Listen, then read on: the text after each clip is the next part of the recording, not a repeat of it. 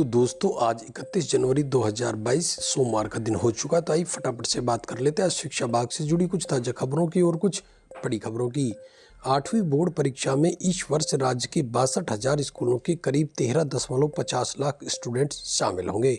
8वीं बोर्ड परीक्षा के ऑनलाइन आवेदन की अंतिम तिथि आज 31 जनवरी। आपको बता दें शनिवार तक लगभग 10.5 लाख स्टूडेंट प्रारंभिक शिक्षा पूर्णता प्रमाण पत्र परीक्षा के लिए आवेदन कर चुके हैं। अभी भी 20% यानी लगभग 3 लाख स्टूडेंट आवेदन से वंचित हैं। आपको बता दें कोरोना के चलते फिलहाल 8वीं बोर्ड परीक्षा की तिथि तय नहीं हो पाई है। शिक्षा विभागीय परीक्षा राजस्थान बीकानेर के पंजीयक पालाराम मेवता ने बताया कि आवेदन की प्रक्रिया पूरी होने के बाद कोविड-19 की स्थिति को देखते हुए राज्य सरकार के दिशा निर्देशों के मुताबिक परीक्षा की तिथि तय की जाएगी। मेवाड़ हमेशा से महाराणा प्रताप की वीरता बलिदान और भामा शाह की दान वीरता के लिए याद किया जाता है। महाराणा प्रताप की आर्थिक मदद के लिए भारमल ने अपनी सारी पूंजी दान कर दी थी, लेकिन विडंबना यह है कि अब भामा शाह की धरा मेवाड़ में ही भामा शाह की कमी होती नजर आ रही है। दरअसल शिक्षा विभाग के डोनेट टू स्कूल कार्यक्रम में उदयपुर जिले को कम दान मिल रहा है। इस कारण दान की रैंकिंग में भी उदयपुर पिछड़ा साबित हुआ है। मोहनलाल सुखाड़िया विश्वविद्यालय में बीते वर्षों में विभिन्न पदों पर हुई भर्ती की जांच से अब तक पर्दा भी नहीं उठा कि इसी बीच एक बार फिर नई भर्ती की प्रक्रिया शुरू करने की कवायदों के साथ ही विवाद भी शुरू हो चुका है। आपको बता दें इस भर्ती प्रक्रिया को लेकर कुलपति प्रोफेसर अमेरिका सिंह और रजिस्ट्रार CR देवासी के बीच खींचातान की स्थिति बनने लगी है। Rajasthan state open school Jaipur से सत्र 2021-22 में 10वीं व 12वीं कक्षाओं के लिए आवेदन करने वाले विद्यार्थियों के लिए लगने वाले व्यक्तिगत परामर्श शिविर अब 14 फरवरी से शुरू होंगे। बोर्ड की ओर से जारी आदेशों के मुताबिक ये शिविर 28 फरवरी तक आयोजित किए जाएंगे। राजस्थान माध्यमिक शिक्षा बोर्ड की 10वीं व 12वीं परीक्षा में 75% से अधिक अंक प्राप्त करने वाली छात्राओं को प्रत्येक वर्ष बसंत पंचमी के दिन गार्गी पुरस्कार दिया जाता है। इस पुरस्कार को देने की मंशा बेटियों को उच्च शिक्षा की ओर आकर्षित करना है। इसमें 10वीं की पात्र छात्रा को 6,000 रुपये 2 किस्तों में और 12वीं की छात्रा को 5,000 रुपये एक किस्त में दिए जाते हैं। लेकिन इस वर्ष होनहार बेटियों को बसंत पंचमी पर मिलने वाला गार्गी पुरस्कार से महरूम रहना पड़ेगा। कोरोना की नई गाइडलाइन में कक्षा 10 और 12 के लिए विद्यालय 1 फरवरी से खुलने से विद्यार्थियों को राहत मिली। आपको बता दें इस नई गाइडलाइन से विद्यार्थियों की बोर्ड परीक्षाओं की समय पर तैयारी हो सकेगी। इस वर्ष अभी तक बोर्ड परीक्षा विद्यार्थियों की प्रायोगिक परीक्षाएं नहीं हुई है, जिन्हें आगे सरका दिया गया है। यह माना जा रहा है कि 1 फरवरी को विद्यालय खुलने से अब बोर्ड परीक्षाओं की तैयारी हो सकेगी। इस बार बिना परीक्षा के विद्यार्थी आगामी कक्षा में क्रमबद्ध नहीं होंगे। रीट पेपर लीक मामले में SOG की कार्यवाही खुलासे से प्रदेश के युवाओं में बेचैनी व आक्रोश का माहौल। आपको बता दें मुख्यमंत्री ने माध्यमिक शिक्षा बोर्ड के अध्यक्ष DP जरौली को पद से बर्खास्त व सचिव अरविंद कुमार सिंह को निलंबित कर दिया। इसके बाद श्री माधोपुर के युवाओं में भी सरकार के खिलाफ आक्रोश है। छात्र संगठनों की ओर से भी सरकार की साख पर सवाल उठाए गए हैं। गृह विभाग की ओर से ओमिक्रॉन की वर्तमान परिस्थितियों के मद्देनजर एवं जन सामान्य की सुविधा एवं आवश्यक सेवाओं एवं वस्तुओं की निरंतर उपलब्धता को ध्यान में रखते हुए नवीन दिशा निर्देश जारी कर दिए। रविवार को वीकेंड कर्फ्यू भी हटा दिया गया। राजस्थान लोक सेवा आयोग की वन टाइम रजिस्ट्रेशन योजना भूजल और कृषि विभाग के आवेदन के साथ शुरू होगी। इसके तहत अभ्यर्थियों को यूनिक रजिस्ट्रेशन नंबर मिलेगा। इस नंबर से फॉर्म में उनकी सारी सूचनाएं ऑटोमेटिक भरी जाएंगी। आपको बता दें भविष्य में केवल वांछित शुल्क देकर परीक्षा में बैठ सकेंगे। रीट पेपर लीक मामले में प्रोफेसर DP जरौली की बर्खास्तगी के बाद राजस्थान माध्यमिक शिक्षा बोर्ड में जांच का दायरा निचले स्तर तक पहुंचेगा। आपको बता दें SOG रीट में अहम पदों पर तैनात और कामकाज संभालने वाले अधिकारियों और कार्मिकों से पूछताछ कर सकती है, ताकि रीट 2022 के आयोजन से पहले संदेह की कोई गुंजाइश न रहे। रीट पेपर लीक मामले में प्रोफेसर DP जरौली की बर्खास्तगी के बाद राजस्थान माध्यमिक शिक्षा बोर्ड में फिलहाल प्रशासक को कमान सौंपी जाएगी। मार्च में 10वीं 12वीं की परीक्षाओं को देखते हुए सरकार को जल्द फैसला लेना होगा। आपको बता दें बोर्ड अध्यक्ष और सचिव की निलंबन के बाद अब आगामी मार्च में 10वीं 12वीं की परीक्षा कराना बोर्ड के लिए चुनौती होगा। परीक्षा के लिए सबसे महत्वपूर्ण गोपनीय विभाग की हालात आपको बता दें पहले से ही चरमराई हुई है। सरकारी स्कूलों में कक्षा 9 से 12 तक नामांकित करीब 28 लाख से ज़्यादा विद्यार्थियों में से 15.5 लाख विद्यार्थियों का ही दुर्घटना बीमा हो पाया है। इसकी वजह से सभी पंजीकृत विद्यार्थियों के बीमा प्रीमियम का ब्यौरा शाला दर्पण पोर्टल पर अपलोड नहीं किया जाए। संस्था प्रधानों को विद्यार्थी सुरक्षा बीमा मॉड्यूल पर इसे अपलोड करना। आपको बता दें, संस्था प्रधानों को कक्षा 9 से 12 तक अध्ययनरत सभी विद्यार्थियों की सुरक्षा दुर्घटना बीमा की प्रीमियम राशि के चालान जमा कराने के बाद पोर्टल पर चालान राशि का इंदराज करना होता है। सरकारी स्कूल को अंग्रेजी मीडियम करने का विरोध दिन भर चला। आपको बता दें, छात्राओं ने स्कूल पर ताला लगा दिया और विरोध प्रदर्शन कर धरने पर बैठ गई। शिक्षा विभाग के अधिकारियों से बात नहीं बनी तो एसडीएम मौके पर पहुंचे।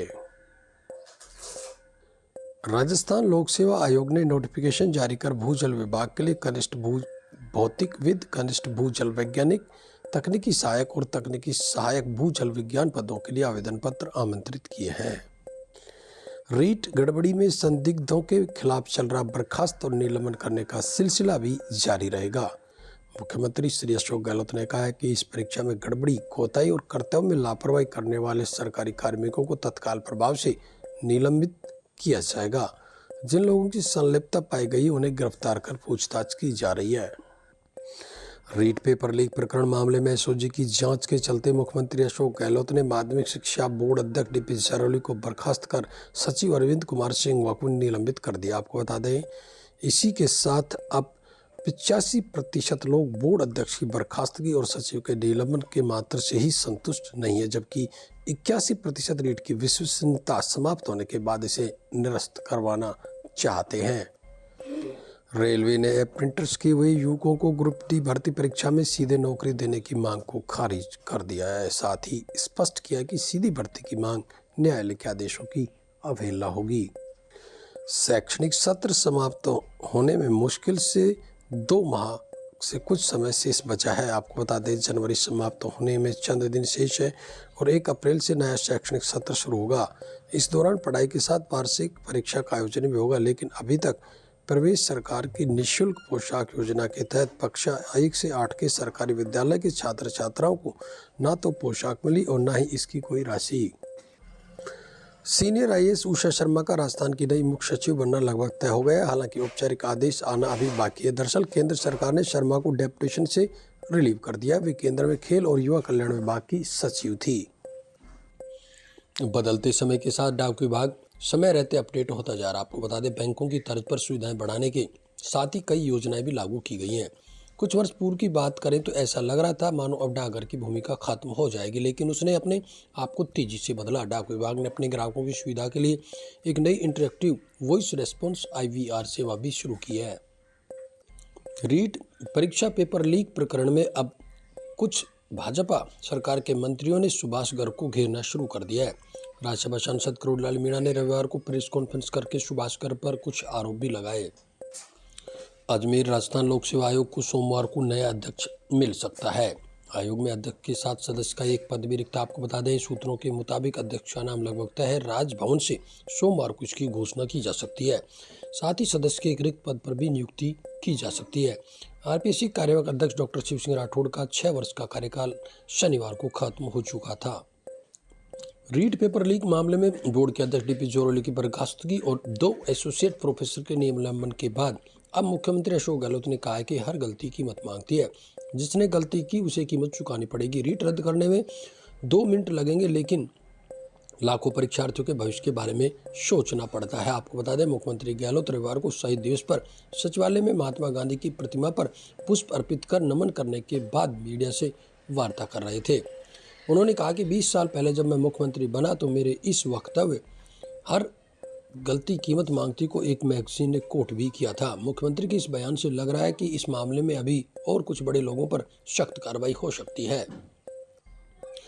प्राथमिक शिक्षा के स्टाफिंग पैटर्न की समीक्षा के चलते अब 100 विद्यार्थियों को खेलकूद सिखाने के लिए शारीरिक शिक्षक नियुक्त होंगे। इसके चलते प्रदेश के 2232 उच्च प्राथमिक विद्यालयों में शारीरिक शिक्षक लगेंगे, जिसका फायदा गांव के खेल प्रतिभाओं को आगे बढ़ने के रूप में मिलेगा।